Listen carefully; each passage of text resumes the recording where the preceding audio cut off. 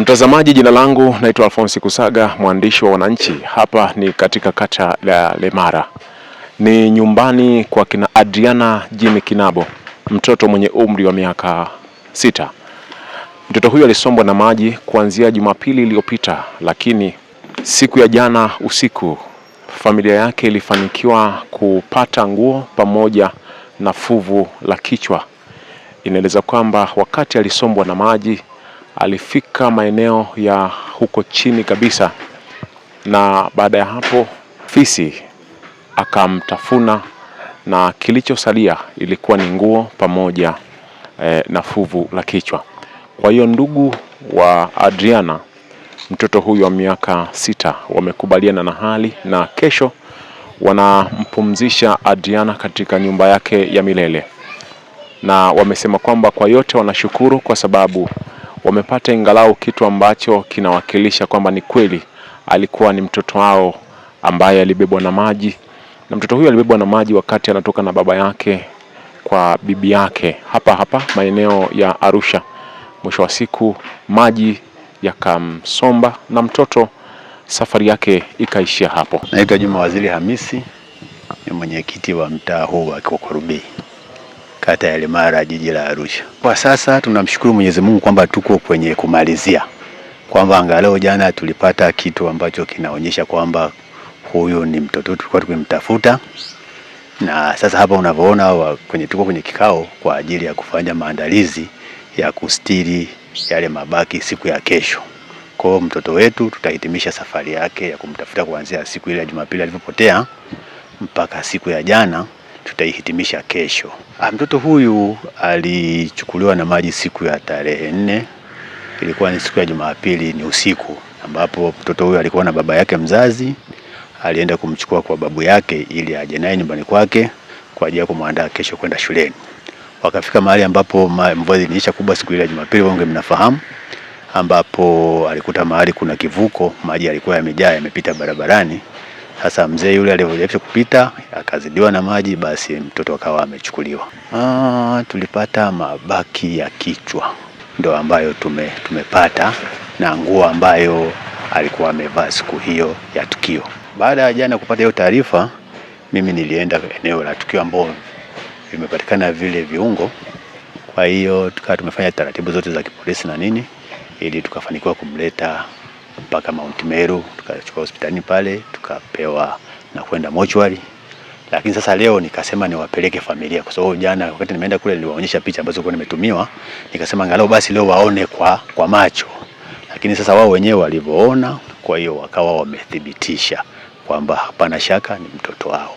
Kwa mambo ya vinasaba na nini hatukufika huko. Kwa kweli limetuumiza sana, ni mtoto ambaye tukiwa tukumpenda sana. Halafu sisi tunaamini mtoto huyu alikuwa na maisha marefu kuliko hata mimi mwenyekiti ambaye nimeshakula miaka mingi. Kwa mtoto yule lilituumiza sana, tulishindwa kulala, tulishindwa kula tukiwaza. Na ndio maana kama uliweza kushiriki kwenye timu zetu ambazo tulikuwa tunatafuta mtoto, tulikuwa ni watu wengi sana, tuliamua kuacha kazi zetu tukawa tumeingia mtoni kumtafuta mtoto. Kwa kweli lilituumiza sana, na wananchi wa mtaa Kokorubei walijitolea sana.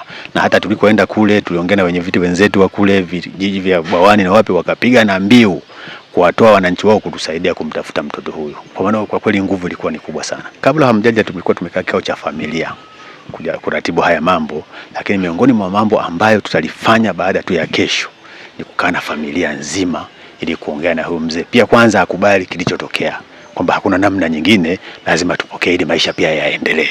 Kwa maana kwa namna hiyo tutazungumza naye ili akubali na aweze kuendelea tena, kwamba maisha yanasonga mbele. Ni ukweli tunajifunza, kwa sababu pia hata sheria yenyewe haituruhusu kumweka mtoto ambaye ni chini ya miaka 9 kwenye pikipiki akiwa anajishikilia yeye mwenyewe. Hiyo ni sheria kabisa, wala sio kwamba ni matakwa ya mtu. Kwa hiyo pia na washauri wananchi kuchukua tahadhari tunavyotumia pikipiki, hasa kwa watoto ambao ni chini ya miaka 9. Haturuhusiwi kuwafanya wakae wao wenyewe kwenye pikipiki. Ni lazima awe na mtu mwingine wa kumshikilia nyuma. Kama unamweka mtoto, lazima mwingine awepo nyuma, mtoto yeye awe katikati, lakini kukaa peke yake ajishikilie huwa hairuhusiwi. Ni hapa nyumbani unapoona tunataka kuzika hapa. Wananchi nimeshawaeleza, hata hapa wakati tumemaliza nimetuma kwenye grupu letu la mtaa, lakini pia nawaambia na wengine kwamba kesho tunahitimisha safari ya binti yetu ambaye tulimpenda sana, lakini sasa kesho tunaibitisha safari yake, na wananchi wajitokeze kwa wingi sana kwa ajili ya kumsindikiza binti yetu. Majina naitwa Lightness Malia. Mimi ndo mama ambaye mtoto alipotea tangia Jumapili iliyopita, na jana ndio jana usiku tulipata baadhi ya udhibitisho kwamba mtoto hayupo na sisi tena. Na jana nilikuja kuhojiwa na nikasema naomba Mungu aidha nione mabaki ya mtoto au nimuone mtoto. Nashukuru sana wananchi kwa kunisaidia, mmepambana mno mpaka hapa nilipofikia. Namshukuru Mungu. Nimedhibitisha kweli, nguo ya mtoto nimedhibitisha. Nashukuru Mungu. Imeniimarisha kumuomba sana Mungu. Kuomba Mungu nako panaijibu. Maana nilimlilia Mungu, nikamwambia Mungu, wengine wanaonekana lakini wa kwangu kwa nini haonekani? Naomba unisaidie kunionyesha japo hata nguo. Lakini kweli Mungu huyo alio mbinguni amenionekania. Jumapili usiku, ile siku ya mvua iliponyesha, mtoto alikuwa na baba yake kwa bibi. Kwa hiyo mvua ilivyokatika wakawa narudi nyumbani, ndio matatizo yalipotokea. Mtoto alipelekwa na maji. Kuanzia usiku huo watu walizunguka kila kona kumtafuta. Kesho yake jeshi la polisi nao, zimamoto, kila kitu serikali ilitusaidia. Paka jana Mungu alituonekania, tukapata baadhi ya vitu ambavyo vilitudhibitisha kuwa ni mtoto wetu. Tumepata nguo na baadhi ya mwili wake, kiungo cha kichwani. Mbona wananchi, nashukuruni na ninawakaribisha tuungane pamoja kumstiri mtoto wetu. Alikuwa ni mtoto mchangamfu, alikuwa ni mtu wa watu. Sio mtu, alikuwa kila mtu. Sio mtu mzima, sio mtoto, sio mwanaume, sio mwanamke, wote alikuwa ni watu wake. Alikuwa ni mtu wa watu. Hapana, siwezi nikamlaumu mtu yoyote kwa sababu ni majaribu ya Mungu. Ndiyo. Na kila mtu anaondoka kwa njia yake. Kwa hiyo siwezi nikamlaumu mtu yoyote. Ndiyo, ndio kwa maana hata nilisema baba mtu asija kalaumiwa chochote. Mimi ni mama niliyembeba miezi 9. Mume wangu asilaumiwe kwa lolote kwa sababu ni Mungu ndo aliyependa apitie huko. Kwa jina naitwa Melance Edmond Kinabo. Tuko hapa kwa ajili ya kuandaa mazishi ya mtoto wetu Adriana. Alipatwa na mauti Jumapili ya wiki iliyopita baada ya kuchukua na mvua kubwa ilikuwa inanyesha. Kwa hiyo sisi tuko hapa kama familia. Huyu mimi ni mtoto wangu, mtoto wa mdogo wangu. Kwa hiyo tuko hapa kwa ajili ya kuandaa mahali pake pa mwisho pa kupumzika. Kwa hiyo hakuna lingine zaidi, tunamshukuru Mungu. Tumemtafuta kwa ndani ya wiki nzima, lakini Mwenyezi Mungu ametusaidia, tumeweza kumpata na tumethibitisha ni yeye, na ndio maana tumeamua sasa kuja kufanya mazishi. Kesho tutakuwa ni ibada hapa. Tunaomba tuambie tu wananchi na ndugu wa karibu waje wajumuike nasi kwenye ibada ya kesho. Itaanza kuanzia kwenye muda wa saa 6 ya kumstiri mwenetu kwenye nyumba yake ya milele. Pia nawashukuru uongozi wa serikali ya mtaa huu, ndugu na majamaa na marafiki kutupa sapoti yao katika hatua mbalimbali za kumtafuta, jeshi la polisi, jeshi la zimamoto, kumtafuta binti yetu mpaka kufikia hapa hatua hii ya leo. Kifo kikija huwa kina sababu. Kwa hiyo lakini mimi kwa imani yangu ya Kristo naamini ilikuwa siku yake imeshafika. Sio aliyemleta na amemchukua. Japokuwa mvua ilikuwa ni kubwa na hata baba mtoto alijitahidi kumwokoa mwanae, lakini ilishindikana. Na ni sehemu ambayo anapita mara kwa mara, kwa hiyo wakati na mmoja aliona kama ni sehemu ambayo ilikuwa ni ya kawaida ya kupita. Kwa bahati mbaya nadhani ile pikipiki iliteleza ndio ikaingia kwenye nyama hiyo kadhaa hiyo, na hiyo matatizo tukayapata. Kwa hiyo tunamwachia Mungu. Ndio tumeanza kijana wetu mdogo wangu tumeanza kumfanyia cancel ya muda. Tumeanza hii ni siku kama ya 4 ya 5 kumweka chini wataalamu mbalimbali wa saikolojia. So yeye alikuwa pia haamini kilichotokea, na alikuwa pia anafikiria pia kuchukua hatua zingine mbaya zaidi za hata kujitishia kutoa uhai wake. Kwa sisi kama familia tumemweka chini na kumwambia ni ya Mungu, na mwache Mungu naye tumbe sifa utukufu wake wa Mungu. Kwa hiyo tunaendelea kumpa kazi, tunaendelea kukaa naye jirani sana kwa kipindi hiki kigumu. Ile siku ya kwanza alikuwa kidogo katika hali ya taharuki, na aliona kama yeye maisha yake hana umuhimu tena kuishi duniani, lakini baadaye kukaa naye chini kumwambia ni mambo ya hali ya hewa na Mwenyezi Mungu ameamua hivyo, na viongozi wa dini tumekaa nao wakamwasa, na sasa hivi ametulia, katika hali ya kawaida, ameshalipokea kama mzazi kwamba limetokea. Ni kweli, na hata hivyo pia tumejitahidi sana kumweka katika hali ya kukaa na watu ambao kidogo ni watu wazima na wana maneno ya busara kukaa naye. Hatupendi sana kumpushia issue ya msiba, tukio la msiba, ila tunafikiria tu tunamcourage kwa maombi, kwa sala na kupa matumaini ya maisha yajayo. Bado ana nafasi kubwa ndani ya dunia hii ya kumtukuza Mungu na kumpa Mungu sifa na utukufu. Tulipokea habari hizi kwa masikitiko sana usiku. Kwa kweli iliuma. Unajua inauma unapopotelewa na mtoto kama ndugu. Tuliumia, lakini tuliliweka mbele ya mikono ya Mwenyezi Mungu.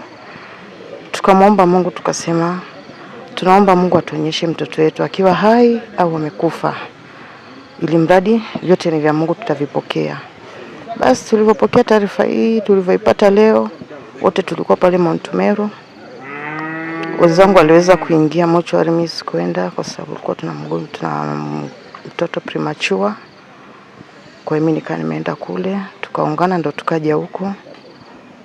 Yaani tulikuwa tuko njia panda. Tunamshukuru Mungu kwa amani na kuyapokea pia. Unajua ngumu kitu ni kukipokea na ukakubali kwamba hichi kitu kimetokea, you can't change. Anything is happen, unakipokea tu na kumshukuru Mungu pia. Kwa sababu ndo unajua kifo kinapotokea, unajua unakuwa huwazi ni saa ngapi kitatokea na ni muda gani. Yaani hicho tu ndo kinakuwa kinaumiza, lakini kila mtu ana sababu yake aliyokuja nao duniani, ndivyo atakavyoondoka. Kwa hiyo kilichotokea tunamshukuru Mungu. Kimetokea ni kifo ni ajali mbaya kwa mtoto, amepata mateso ya maji, and then ameliwa na fisi, and then tunakuja kuona tu hiyo fuvu lake, huoni body yoyote. Basi tunamshukuru Mungu kwa sababu yeye ndo ametoa na yeye ndo ametoa, jina lake limidiwe. Yes. Napenda wasipende kudhihaki, kwa sababu kitu kama hichi happen leo kwangu, kesho kitakuja kwako pia, kwa sababu hakuna anayejua mwisho wake. Leo utamnidhihaki mtoto wa mdogo wangu amepotea, amefanya hivi, kesho na una watoto, huwezi jua na wenyewe wataondoka katika hali gani. Kwa hiyo unapomwona mwenzao amepata mitihani kama hii, fanya tu kumuombea na usiongee mabaya, kwa sababu you don't know tomorrow itakuwa kwako au itakuwa kwa mwingine. Ni kuombeana, tupendane, tuishi kwa amani na kujaliana na kuhurumiana. Yeah, that's it. Majina naitwa Annette Eugene Kinabo, mwenyekiti wa UWT kata hii ya Lemara. Lakini pia kwa hii familia mimi ni shangazi wa huyu mtoto alitutoka. Kwa kweli baada ya kusikia hili tukio nilisikitika, sio tu kama kiongozi, pia kama shangazi na pia kama mzazi. Lakini kwa sababu sisi tunamwamini Mungu, tunashukuru kwa yote, tunamkabidhi na tunashukuru kwamba mpaka sasa kama familia mambo yote yamesharatibiwa na kesho tunampumzisha kwa amani. Jambo likitaka kutokea, sisi kama binadamu ni ngumu kujua, lakini mimi kama mwenyekiti wa wanawake wa kata hii ya Lemara, ningependa tu kuwakumbusha kina mama tuwe waangalifu pia kwenye hiki kipindi cha mvua, mafuriko. Hata watoto wetu ambao wanakuwa wanaenda shule, ni vizuri pia tukawafuatilia kwa karibu, manake mafuriko na matukio ya design hii yanatokea na hatuna budi pia, yani tusiwapuuze. Sisi sasa kama familia, sio tu kama kiongozi wa serikali, tuna mpango na sasa hivi pia tumekaa, tumemweka karibu sana, tunaendelea kumcancel na tunaomba tena rehema ya Mwenyezi Mungu iingie katika familia yetu na viongozi wa familia.